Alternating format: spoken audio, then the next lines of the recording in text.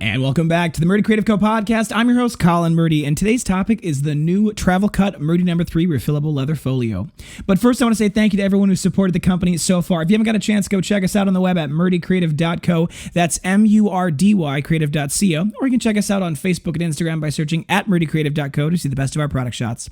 Follow us to keep up to date with our daily photos and be the first one to know about new product launches.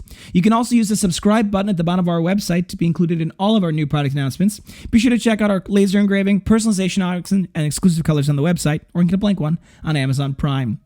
All right, so this has been a long time coming. I know many of you have been asking about this thing for months, and I've been really working hard on it, and I know that I'm really excited about this final version of it. For those of you who are listening on the podcast, I'll do my best to describe what I'm talking about here and kind of do my best to verbally give you a good sense of what's happening. But for the YouTube watchers, I'm going to give you a little more of an in-depth kind of display of what the options are for you to use for your travel cut. So first, I want to talk a little bit about how this came to be. So when I had originally launched the new redesign of the Murdy No. 3, when we launched that in August, I think it was, I had been hesitant about launching the smaller size of it. We kind of always thought that might be an option. It was something I thought of in February that we might do, but I was really hesitant because I didn't know if it would really be something that would be requested, would be desired. But when we launched the new No. 3 redesign, it took off so well. I mean, it was such an important part of our company that I said, you know what, let's talk about the No. 3 Travel Cut. And it didn't have a name at the time. We kept calling it like the mini cut or something. But in light of the fact that we also called the No. 2 the mini cut, I wanted to avoid that. But the Travel Cut, I think, kind of is a good name for it. It kind of gives you an idea of what it's about. And it's really about mobility. We had kind of, in the early meetings, I brought up what I wanted to do with it, and then I sat down with the drawing board and I described it. And a lot of times with the design process, it's pretty much me doing it my way without much input. This time I did involve our production people and Leah a little bit more. I kind of discussed more about what I was thinking, and I asked them questions about if they had, any concerns with the way we were going to do it. Or when we did like 4 or 5 rounds of prototyping, and every time I would bring it up, I would show it to everyone, get their feedback, get their thoughts, and kind of tweak it a little bit. So it was something that had kind of evolved over time, and we knew we wanted it to work with the mini legal pads, and that was something that, I realized early on that while we could make it work with the mini legal pads, we could make it do a lot more than that as well. And we hadn't figured out, or we hadn't done up until this point, a good kind of catch-all universal type product where it could work with a lot of different types of things, not just, work with a bunch of different inserts of the same type, but could work with different options. So it was important to me that it had that. Some of the early prototypes really truly mimicked the No. 3 executive cut really identically. There was always a kind of a question about when you shrink things down, do you keep the ratios? Do you keep certain elements? Do you keep some of the design core components? And we kept most of them. We did a couple of things differently. For the pocket, for example, on the left side of the binder, rather than attaching at the bottom, it actually attaches only to itself. So it attaches, the outer shell attaches to the outer shell, and it doesn't attach to the buffalo pad at the bottom. It does attach at the top, so the buffalo pad inside the cover is actually floating. Now this allows you to fit full-size sheets of folded paper in the front pocket without making it much bigger. That's actually an element we might incorporate into the current executive cut for the No. 3, and we might kind of backpedal on that design a little bit and kind of backfill that into our previous design, mostly because it'll allow us when we launch in Europe to be able to accommodate metric paper in that pocket as well. So that's a floating pocket on one side. Another thing I wanted really was to have, in the early version, we didn't have a what I would say a writing surface specifically on this right side. So on the right side of the inside of the travel cut, there is a full-size sheet of leather that wraps around from the outer edge, folds in, and essentially is just one large piece. Now it does cut in. It doesn't go quite flush with the buffalo pad. That was done on purpose so that you could slide a writing pad into it from the side, and it would be more flush with the buffalo pad when it was all said and done. And the goal with that was to actually create a nice flat writing surface for people to write on like the last page of their book, because obviously if you have an uneven surface behind the pad, when you get to the end of it, it's more difficult to write on. So that was important. You already saw, if you were watching on the YouTube, that I pulled out my spiral notebook. This is a metric A5 spiral notebook, kind of a standard size. And you can tell I have my pen shoved into the coil. Normally, the pen actually was supposed to go in the notch. That is usually as part of the number 3. Traditionally, it has a notch on the spine to allow for it to be stored there easily. And that was initially kind of put there because it's really designed as well, not only to work with legal pads, which are designed to be screwed into the back piece of leather, but it's also designed to work with soft cover. Predominantly, you could do hardcover, but it kind of bulges up a little bit. But soft cover journal inserts as well. This is in the video I've got a Rhodia insert that I'm testing. It's a pretty thick insert, and that was part of it as well. We had done some thinner versions and some thicker versions with the spine, a wider or a narrower spine, to try to find one that I thought was best. And I think this really landed is a really good one because it can fit really thick books, but it also can fit a lot of papers if you're stuffing it full, or it can fit a really thick spiral if you've got that in mind. So there's a couple of good options with that in that specific design element. Another part of this that I wanted was it to be able to work with the kind of the classic field notes, right? The soft cover stitched books where they've got, usually 80 to 100 pages, maybe not even that many, but they're the classic cheap option if you're looking for something that's you're just going to write in and kind of ditch, and that actually also fits nicely in that back, where it can slide in, that back cover can slide into the open pocket. Now, the pocket that I'm sliding it into is open on the top and on the side rather than just the side, and that was done intentionally so that you could pull things out off the top and you could also put things in on the side. It is not really conducive. The top is flush though, so if you were to slide things into the top like a legal pad from behind, it would stick out. So really the reason why we left the top open was from a design perspective. That way it's symmetric on both sides.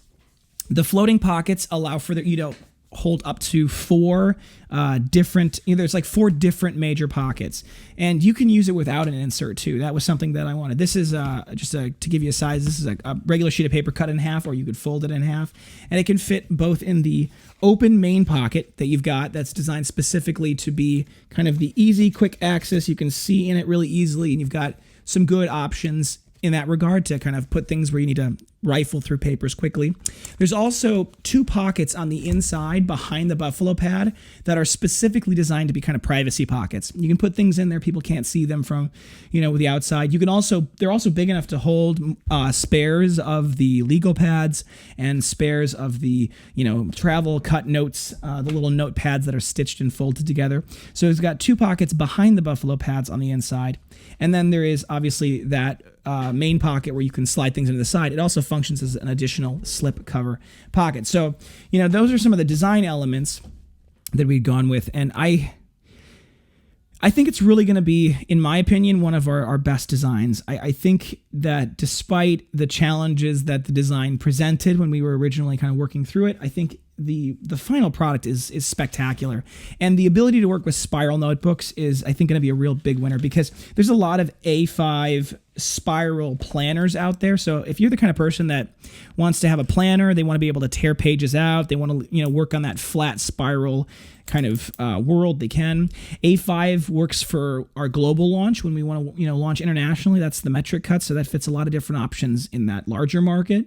And I like the A5 dimensions, right? It can fit moleskin, like it can fit the softcover moleskins. It can fit the really thick softcover moleskins, which is nice as well. And they fit nice. Like it doesn't feel weird, doesn't look weird, but it's good. On the really top end, like the largest it can fit, there's the Rocketbook Executive. For those of you who've heard of that, the Rocketbook Executive is actually bigger. It's, I think, 6 inches by 8.8 inches. So it's larger than A5, which is usually 5.75 by 8.25. But it can fit the Rocketbook. For those of you who prefer to use something where you can erase the notes, you can write in pen, you can scan it onto your phone using the Rocketbook, and then you can erase with a wet cloth. And I think it's a great system. And if that's the way you do it, that's the way you do it. So I really think this design is going to be something that will be perfect for people for a very long time. Once again, always with our designs, no stitching, nothing to fall apart, nothing to break down or break away.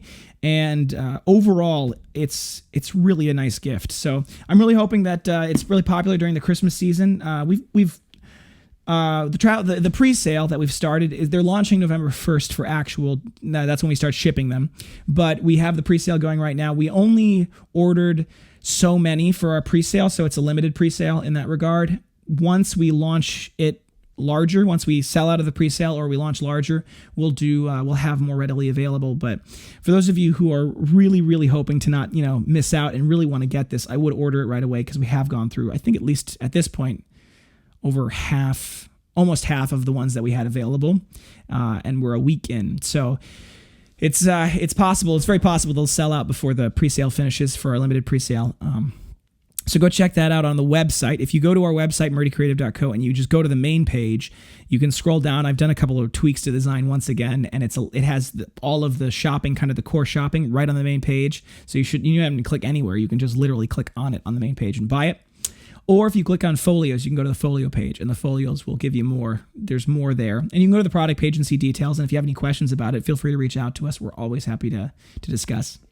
Thank you guys for tuning in today. Be sure to check back in next Tuesday for our next topic. And don't forget to check that subscribe button below to be sure to get the latest podcast right away. If you have any questions or concerns about your leather binder, please feel free to reach out to us on the main page of our website at MurdyCreative.co, or you can contact us via Instagram and Facebook. You can text, email, call, direct message, all the usuals, and I'll do my best to get back to you as soon as possible, but I do appreciate your patience. Also, if you haven't got a chance already, go follow us on Twitter and Snapchat, Murdy Creative Co, no dot, just Murdy Creative Co. Twitter and Snapchat probably is the fastest way to get a hold of me. If you contact me and on Snapchat and Twitter, and I can't answer it right then and there, normally I'll direct you to our emails. That's kind of the classic. If you want a custom order, if you want something that's a little more complicated than a quick answer, I'll direct you there. But for those of you who are trying to really get a hold of me fast, Snapchat and Twitter is a really good choice. If you think I deserve it, a good review can go a long way to help us grow our community. But word of mouth is still the best form of advertising, so please tell your friends. That being said, tune in next week. I think next Tuesday's podcast is going to be a very cool announcement for all of those who you had wanted to be a brand ambassador. I think that's going to be the one. So make sure you tune in. We've got some cool stuff coming next week with the brand ambassador program that I'm really excited about. If you're going to leave us a review, please leave a review on your podcast listening app. I always love those. I always read them. I really enjoy them. Also, if you want to leave a review on the product, it does help us. Small businesses we live and die by reviews. So good reviews really mean the world to us. And we actually put them up on the wall in the workshop so people can see them. If you want to do that, go to Facebook and then go to MurdyCreative.co on Facebook. You can go to the reviews section of our page, and then there's a question. Do you recommend the Murdy Creative Co? You can click yes and then write your review. If you have any problems with your binders, feel free to reach out to us instead. We're happy to fix it. If you have any podcast topics you want to hear more about, send them my way. I'm always looking for topics. We do twice a week. There's these things, so it's always good to hear topics, and I want to answer your guys' questions. So please feel free to reach out to me if you have those. If you're looking for multiple binders for gifts, giveaways, menus, really any reason, ask about our bulk discounts available. Especially now, if you're looking to get bulk discounts for your staff, your team, your friends, whatever, now's the time to do it, because once the Christmas season gets going in full force, it will be much more difficult for us to be able to do bigger and bigger orders, because we'll have that higher level of production. So if you're thinking to yourself, you know what, I'll just wait and do it later, get it in now. We're able to do a pretty good job with lead time these days, but it's going to be difficult to guarantee that during November and December. Thank you guys so much for tuning in. Have a great day, and goodbye.